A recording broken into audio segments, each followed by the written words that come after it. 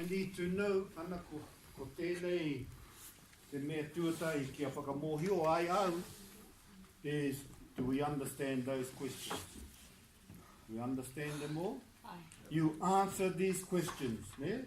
You don't have to say, I haven't got any younger sisters, this is a male, but I have older sisters.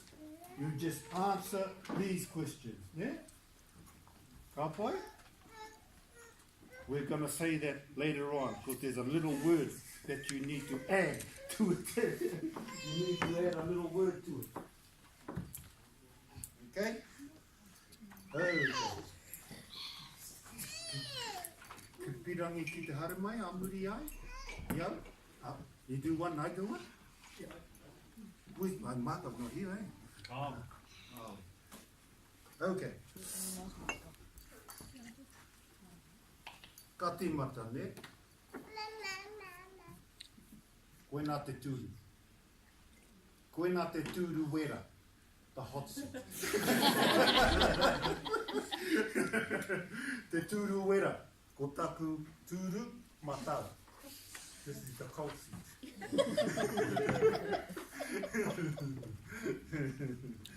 Hey?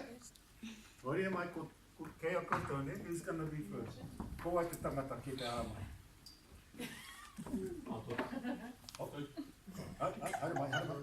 Haere mai. Ana? Ko te mea nunui, kia kōrero, kia pai te kōrero hoki, ne? Kia marama ki a koutou. Remember, when you're giving a kōrero, you should be heard clearly, so you would be understood. Ne? It's like English. If you're not saying it properly, when you give out a kōrero, you're not going to be understood. Ne? You take your time. Ne? This is only a beginning, though. This is going to give me an idea where I need to stay on. If it's pronunciation, we're going to do a lot more work on that. If it's the words, or if it's the structure, then we're going to do more work on that. This is how we know if you're getting the real. Ne? Kei te pai? It's only by doing this mahi. Okay. Nā tēnā koe e hoa. Nā koe. Kei te pē hea koe. Kei whai. Kia ora. No hea koe. Tō kakariki, tō whangawhanga ahau. No kakariki, ka whangawhanga ahau. Green Bay. Kakariki, whangawhanga, Bay. Ka pai?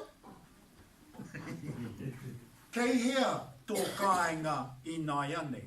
Kei Martin's Morena Whita. Kei Morena Whita. Kei Morena Whita, a nai nei tōku, kai inga a nai nei. Kia ora. Ka pai. Okay. Ko wai o mātua.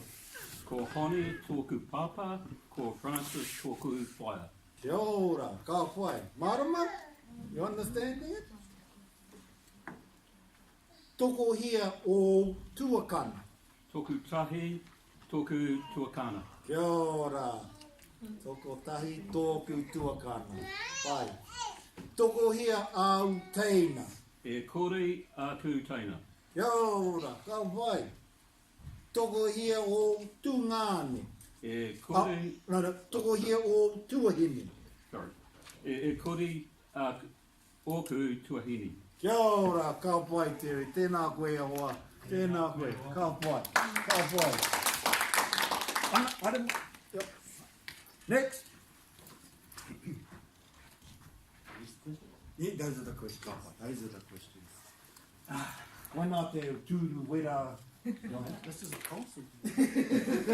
Turning the tables. You asked me the question. I just got to see if I'm really looking. Tēnā koe e wa. Tēnā koe sta. Kia ora. Kei te pēhea koe. Kei te ora ahau. No hea koe. No maoro ahau. Kei hea tō kāinga I nai anei.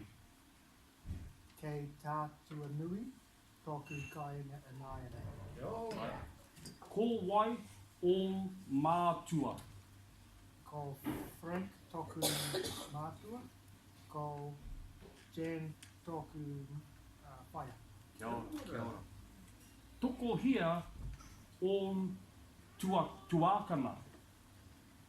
E kore oku tuakana. Toko hia au taina. Toku rua au teina. Toko hia o tuahine. E kore oku tuahine. Tēnā koe. Well boy. Well boy. Well good. Well said. Well done. Haere koe, eno. I'm gonna listen. Haere koe, haere koe. Hara mai. Te tai atu. Hara mai e hoa Hara mai. mai, hara mai. Ia. Kia kahara. Kia kahara. Ka piki te ka. Tēnā koe e hoa. Tēnā koe. Kei te pēhea koe. Kei te ora ahau. Ka whai. No hea koe. No Ngāti Koroki, no Kemereti. Kia ora, kia ora. Kei hea tō kāinga I nai anei. Kei Kirutahi, Ko wai o mātua. ko Alan toku papa, ko Valerie toku mana. Kia ora, kia ora. Toko hia o tuākana. E kore oku tuakana. Kia ora. Toko hia au taina. Toko toru oku teina. Aku teina. Toko hia o tungane.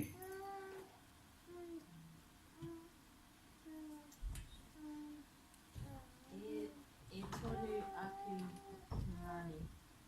I tōru. Kia ora, kia ora. Ka whai. Tēnā koe.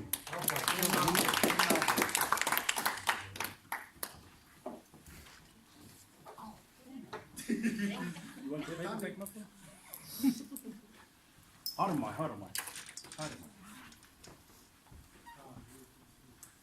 Tēnā koe e hoa. Tēnā koe, Star. Kei te pēhea koe. Kei te ora ahau. Ka whai. No hea koe. No whakatiki ahau. Kia ora. Kei hia tō kāinga I nai anei. Kei Morena Whira, tōku kāinga nānei. Kia ora. Ko wai o mātua. Ko Alan Rawa, ko Marianne Oku Mātua. Kia ora, kia ora. Toko hia o tuākana. E kore oku tuakana. Toko hia au taina. Tōku tahi taka taina. Taku taina. Kia ora, ki te pai. Toko hia o tungane. E kore ngā tungane. Kia ora. Tēnā koe. Tēnā koe. Tēnā koe.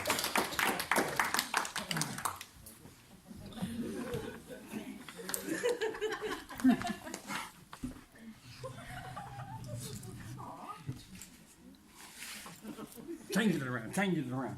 Aroha mai. Feel funny sitting in the same place the whole room. Tēnā koe e hoa. Tēnā koe. Kei te pēhea koe. Ki te pai. Ka pai. No hea koe. No Kirione. Kia ora. Kei hea tō kāinga I nai anei. No Kirione. Ko kāinga nāne. Kia ora. Ko wai o mātua. Ko Ropata toko papa. Ko Iriti toko mama. Kia ora. Toko hia o tuākana. Toko rua toko tuakana. Kia ora. Toko hia aku taina. Toko tahi aku taina. Toko hia o tungane. E kore aku tungane. Kia ora. Kia ora. Hara mai. Hara mai e hoa ma. Oh, I need my paper. Tēnā koe e hoa. Tēnā koe, Star. Kei te pēhea koe. Kei te pai ahau. Kia ora. No hea koe. No o te po te ahau. Kia ora. Kei hea tō kāinga i nāia nei. Kei waitoa tōku kāinga nai anei. Kia ora, kia ora. Ko wai o mātua. Ko Sue, tōku mama. Kia ora, Rawa ko Ian, tōku pāpā. kia ora, kia ora. Toko hia o tuākana. Tōku tahi, tōku tuakana. Kia ora, kia ora. Toko hia aku teina. Tōku tahi, taku teina. Kia ora. Kia ora. Toko hia o tungane. Tōku tahi, tōku tungane. Kia Tēnā ora. koe. Ka pai. Tēnā koe. Ka pai. Ka pai. Ka pai. You understand when she said toko tahi tō ngā nene there? For the round of the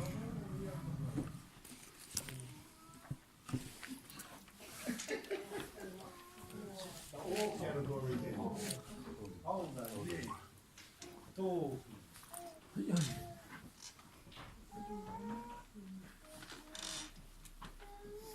Oh, E tēnā koe. tēnā koe e wa. Tēnā koe. Kei te pēhia koe. Ki te pai koe. Kia ora. No hea koe. No morena whirawa. Whira. Ahau. Kia ora. Kei hea tō kāinga i nāia nei. Kei morena whira. Kia ora. Okay, ka pai. Ko wai o mātua.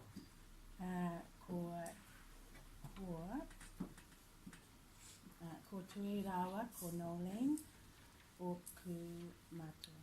Kia ora, kia ora. Toko hea o tuākana. Tōku tahi, tōku tuakana, Kia ora. Toko hea aku teina. tōku tahi,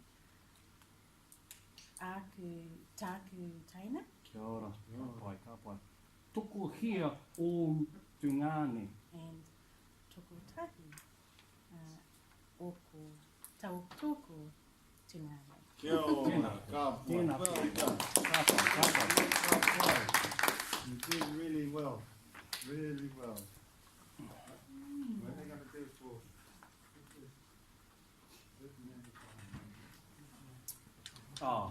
Tēnā koe tama. Kei te pai. Kei te pai, ahai. Kei te rei a koe. He te ora toru aha. Kia ora. No hea koe. No manga tausiri aha. Kia ora. Kei hea tō kāinga i nāia nei. Kei morena whira, tōku kāinga i nā anei. Ka pai, ka pai. Toko hea o ku tuākana. E kore. E kore? Toko hea aku teina. Kauri au te mohio. Kauri au te mohio. Ai. Toko hea aku teina. E kore? Save yours. Aroha. Tēnā koe wa. Toko hea o au teina. Aroha mai. Toko tahi, Toko tahi. tāku teina. Kia Kia ora. ora. Toko hea o this one right. Tuāhine. Toko whā. Toko whā. Ka pai. Tēnā koe. Tēnā koe. Ka pai.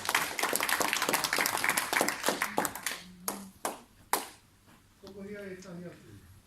E mahe ni mō. Kia ka haikam. Kia ka. Tēnā koe tama. Tēnā koe. Kei te pēhea koe. Ki te ora haha. Kia ora. No hea koe. No manga tautiri aha. Kia ora.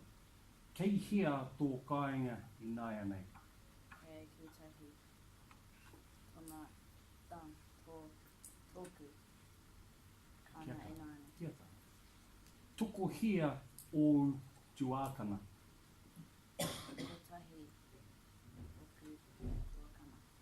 Toko hea au teina. E kore. Kore? Toko hea o tuāhine. Toko Toko whaki. Tēnā koe. Tēnā koe.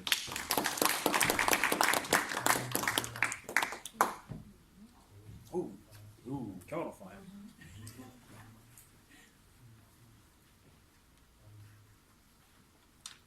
Tēnā koe whaia. Tēnā koe star. Kei te pēhea koe. Kei te parahau. Kia ora. No hea koe. No whanganui a tara. Ai. Kia ora. Kei hea tō kāinga I nāia nei. Kei morena whera. Tuku kāinga I nāia. Ko wai o mātua. Ko awarua taila lai. Tuku pāpā. Ngā whakaheke tutu wetere. Tuku māu. Kia ora. Kia ora.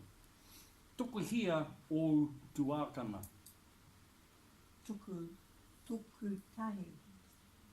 Tuku tuakana. Kia ora. Tuku hea au teina.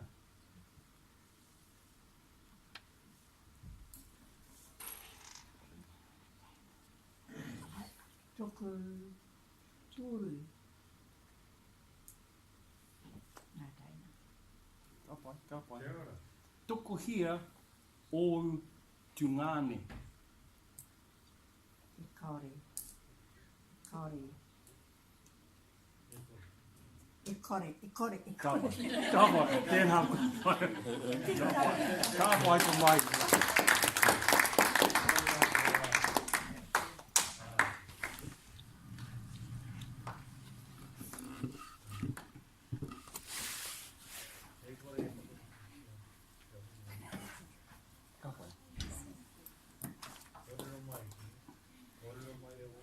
Tēnā koe e hoa. Tēnā koe. Kei te pēhea koe. Kei te whai. No hea koe. No taranaki ahau. Kei hea tō kāinga I nāia nei. Ke te aroha, tōku kāinga I nāia nei. Kia ora. Ko wai o mātua. Ko Mark, tōku papa. Ko Linda, tōku mama. Kia ora. Toko hea o tuākana. E kore o tuatana. Oku tuatana. Kia ora. Toko hea au teina. E kore aku taina. Kia ora. Toko hea o tungane. Tōku kahi oku tūnana. Kia ora. Tēnā koe. Kia ora.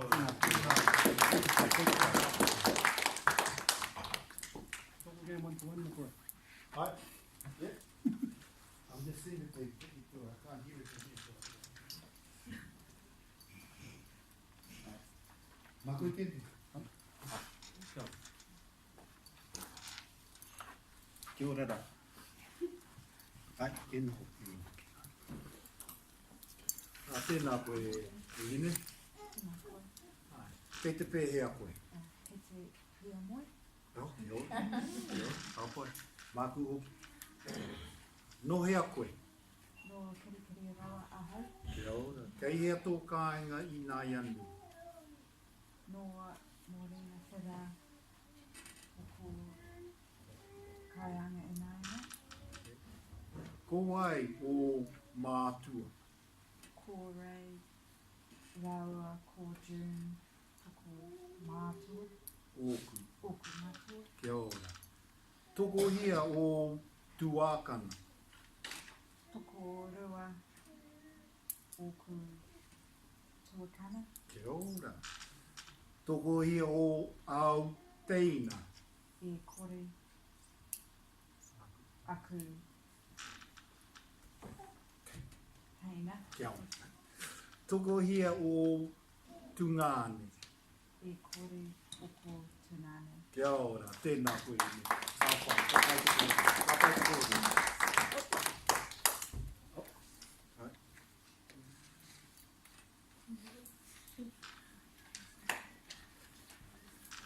Tēnā koe he ne. Tēnā koe e tū. Ai. Kei te pēhea koe. Kei tū nei nei ahau. Oh, ne. Kei te ini. Kei te āroa mai. Tāwara. Kei te pēhea. No hea koe. No tiranga nui a kiwa ahau. Te ranga nui a kiwa. Kei hea tērā.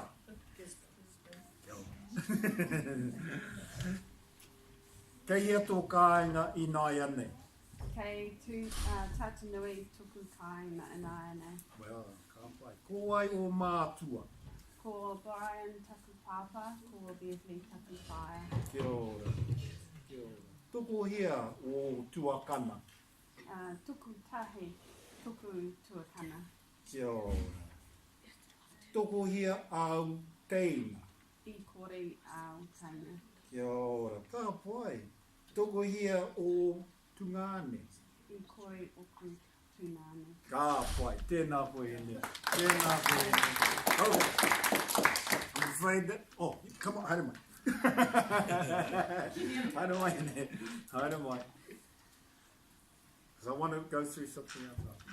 Right. But if they want to finish it. Tēnā koe ene. Nā koe, Kei te pē hea koe.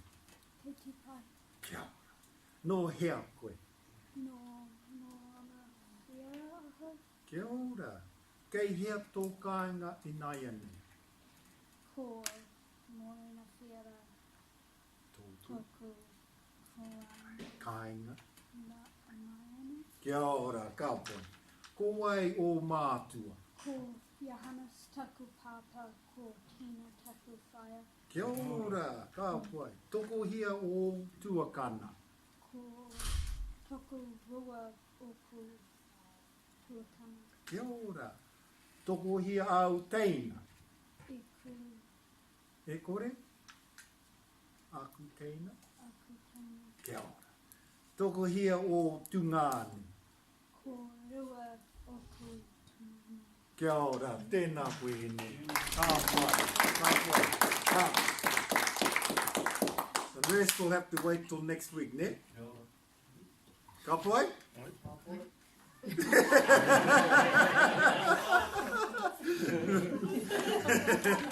Toko hia nā tangata e kore e tū. Toko hia nā tangata e kore e tū. How many people didn't stand? We have you on video. Tahi rua toru whā. Tahi rua toru whā rima. Rima. Kia ora rā. Ono. Ono. O hindi. Okay? Hai. Nā te mea. I want to go through... Tērā, kei hea taku mai. Kei te. Ana te kōrero. Introducing your friend. Yeah, have you all teamed up? Yeah? Have you all teamed up? Have you got a person that you're going to introduce to the class? But we're not doing it tonight. We're not doing it tonight. I just want to go over the questions and make sure that we know what we're doing when we do the kōrero. Yeah? Did anyone get my message? Ai. About the sheet that was handed out last week? It's got multiple mistakes in it. We're so much in a rush to get it printed out that That's I didn't right. even check to see whether it was right. But if you do need another copy, I can print one out now, but if you've already done, take it away. Yeah. Does anyone need a new copy? Ka pai? So, we all got. I've got a friend that we're going to introduce, ne? Preferably. Has anybody else got no friend that they? Yeah? Who hasn't got a friend that needs one? Yeah, we can. If there's two people without a friend, they can team up. Yeah, that's what we're looking for. You've got any? If not, who else hasn't got a friend? Huh? So everyone got one, except Has everybody got somebody to introduce? Yeah? Only Tracy. is Tracy's the only one without Tracy's the somebody only to one? introduce? You can use Was one of anyone us. here not? Was anyone not here last week then? Oh, okay. Take one. Okay. Take one. You can. One of us can be your friend. Yeah, one of us. Can One be of the us. helpers. Sky, Yeah. sit next to. Oh, you got one. Okay, I can be your friend. I'm probably the best friend anyway. Yeah. Ka pai? Ka pai tērā? Okay.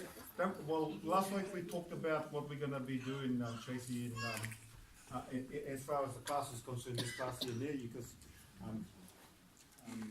We're going to do a lot of kōrero in this part of the course. So you understand that, eh? Yeah. And this is why we're doing all this kōrero now. Yeah? It's getting your ears tuned in and making sure the pronunciation is right. Yeah? That's the only way we can do it. Yeah?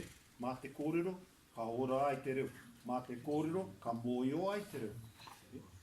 By the kōrero, it'll live. By the kōrero, you will be able to understand more.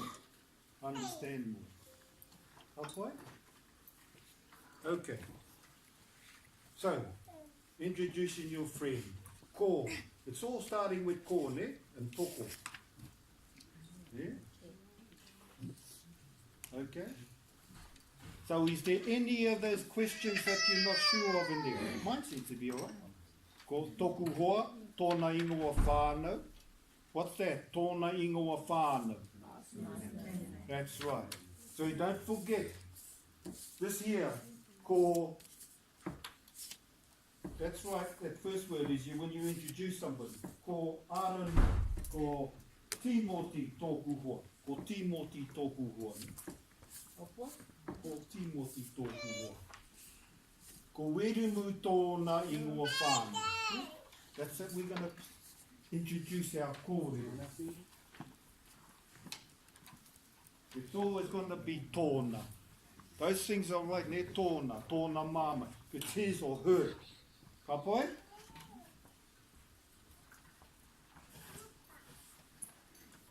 Yeah, this one's all. Tōna tuahi. Tōna tuahi. Ka pai? So this is first question is, this is my friend. That's what you're saying. This is my friend. And the rest of them is his or her. That's right. That's right. Ko pita tōku hoa. See, you're going to say, tēnā koutou e te whānau. Ne? Tēnā koutou e te whānau. Why are we using the e before te whānau? No? You got te before whānau. And it's only got one small vowel. That's what. If you want to leave te out, you go, tēnā koutou whānau.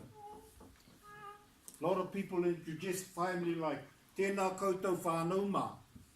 Have you heard it like that? That's the old people, how they say, tēnā koutou whānau mā. It's when you use the te that we use the e. Got that? Okay. And you got ear, so that's referring to your friend too, ne? That's referring to your friend. So you need to fill these gaps and practice this kōrero e o mā. Practice it at home. You've got to get all your information. You're going to do this kōrero not next week, but the week after. The week after e o mā. So the reason why I'm doing this kōrero e ho mā is to see if we have picked up what we have learned in book 2. Yeah? Right now, going through those exercises tonight, well, there's a couple more that need to be going through it when we do it. This is what we're doing.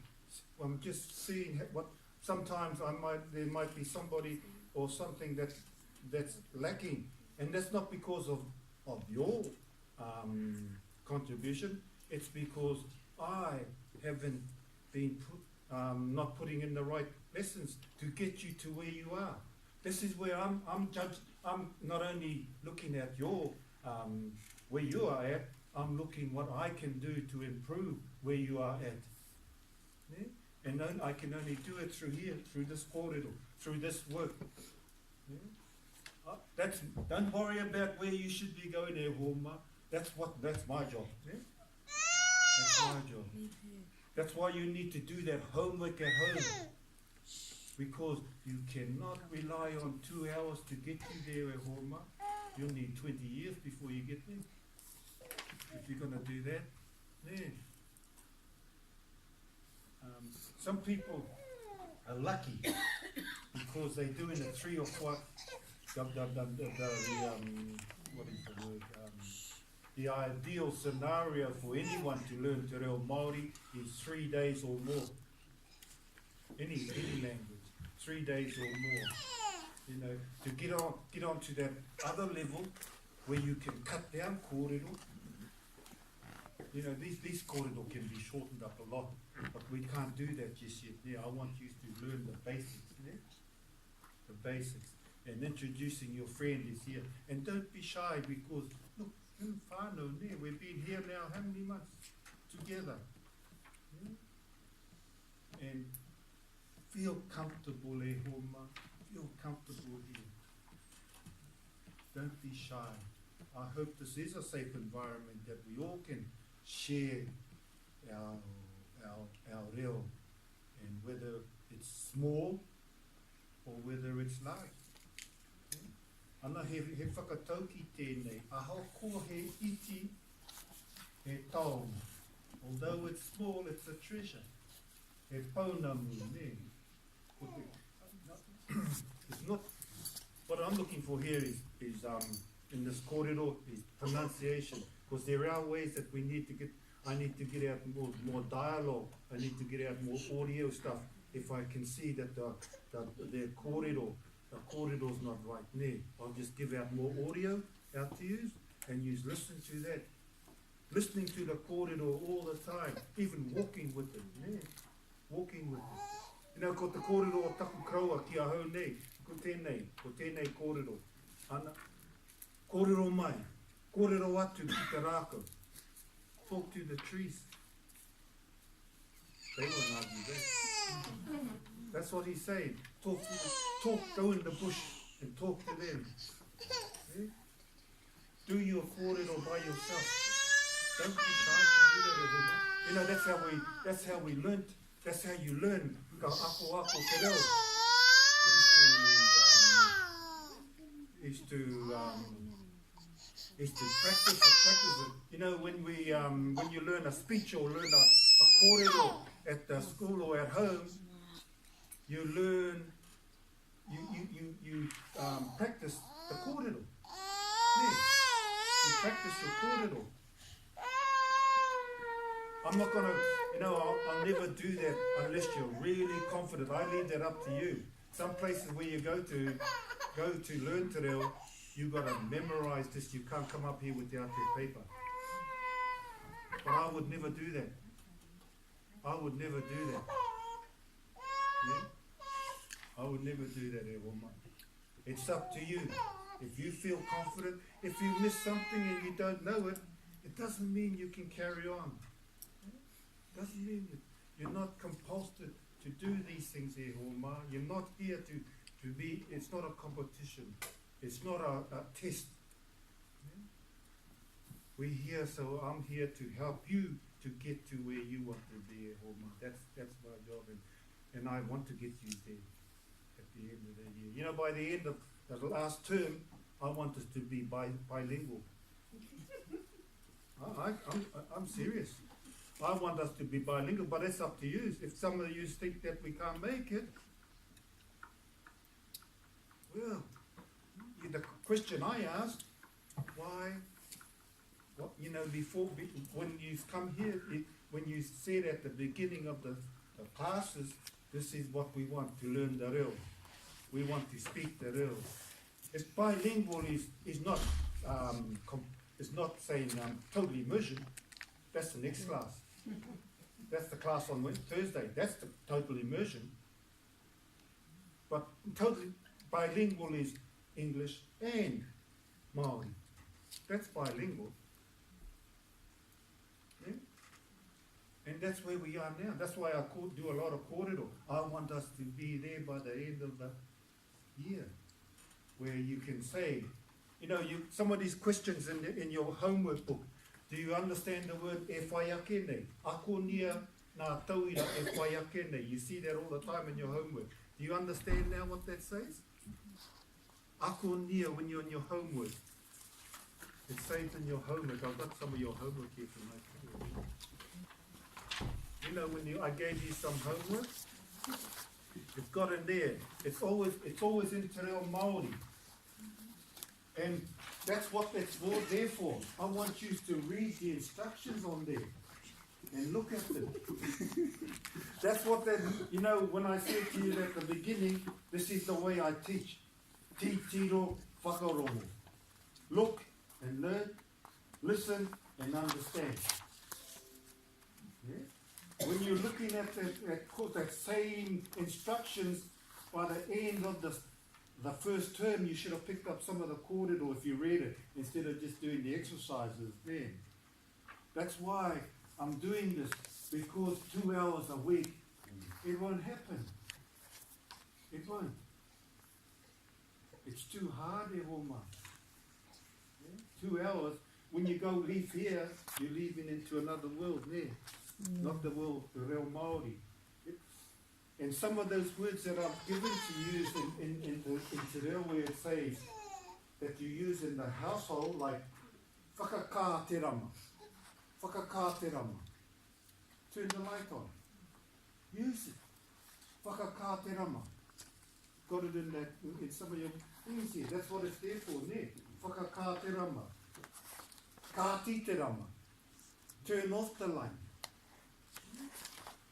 We're going to give little kōrero like that, so it'll help you in the house. Yeah, well, man, I need, that's where I need your help, is to do some kōrero in the house. You know, the people that are living in the same house, they have a great advantage that the people who are only don't have anybody else there to do the kōrero with them there. That's where the advantage is when you've got people in the classroom that are in the same household. Kōrero te reo. Ana mā te kāinga te Māori o te reo. That's what the Māori say. Te kāinga o te kāinga te Māori o te reo. The home is the soul of the language. That's where you learn English. Everybody in this class learned English from that time at home. Not at school. I learned a lot of English before I went to school. Wasn't good stuff, but yeah. But I had to learn English. I had to learn English because my grandparents never spoke Māori. English. Yeah? It was all Māori. And she was brought up, my great grandmother was brought up in the time where they were banned speaking te reo, but they never left it out of the house. Never. You know, when I was a kid, when you go to the marae, it was only reo.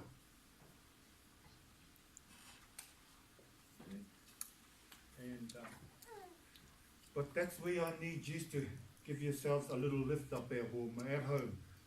Whatever you learned, yeah? And when you're doing these exercises, practice it at home. You know, just even if you're talking to yourself in the mirror, yeah? Kawhai? Ko pita tōku hoa. Tōku, tōna ingoa. Getting that pronunciation right. Because I'm going to send you a dialogue with what I'm introducing my friend and making sure that the pronunciation is right for you. Okay, te pai? I'm going to put it on the website so you can follow that in the words. Yeah?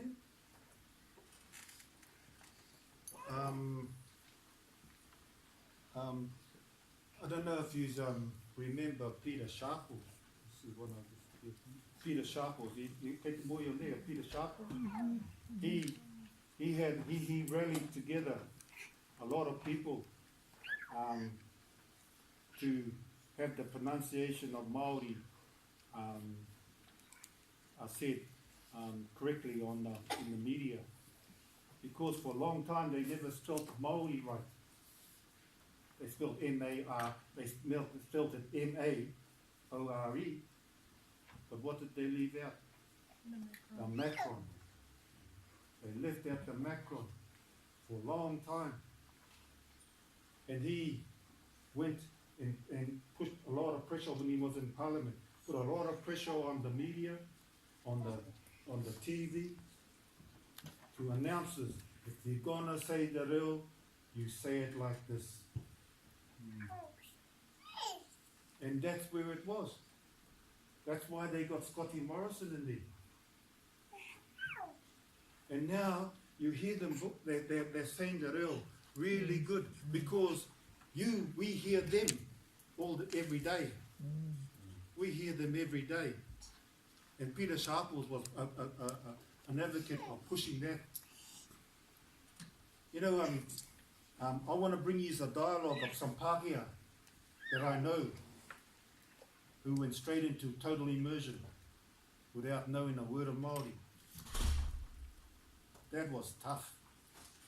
When I went to university, there was one joker who didn't know Te Reo, and we helped him out a little bit, but he never gave up. He never gave up. And now, he stands on the mara. Today. So that's my encouragement to you, is to practice it at home. You won't be getting any homework, okay, this week, because I need you to make sure you've got this reel here. Get this reel right, and the ones that never gave their kōrero tonight, practice it again, yeah? Because we're going to do this kōrero not next week, but the week after. Because I knew we had this kōrero to put through. I just want to make sure before we go on into book 2 that we can take what we learnt in here. Take the fight? Okay, before we finish, it's just a sun one. So, if I had to say, what is your name? You know, what is your name? If I'm saying it in English, how would I say that in Māori? What is your name? Ko wai tō ingoa. Where are you from?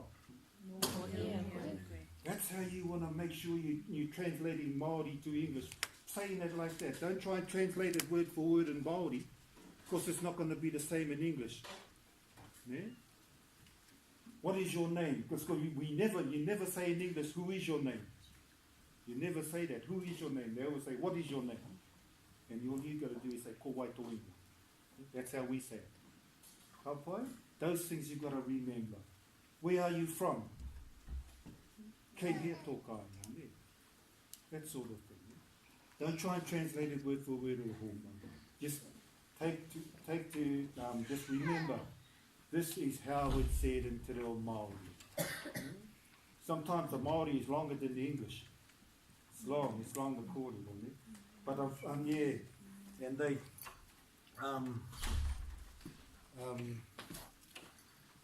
unfortunately they I don't know if some of you seen it. Some books they call it modern Māori now. They're trying to translate it word for word. Yeah, and it won't work. You know, the closest that English can get to Māori is in the King James Bible, where that old English is.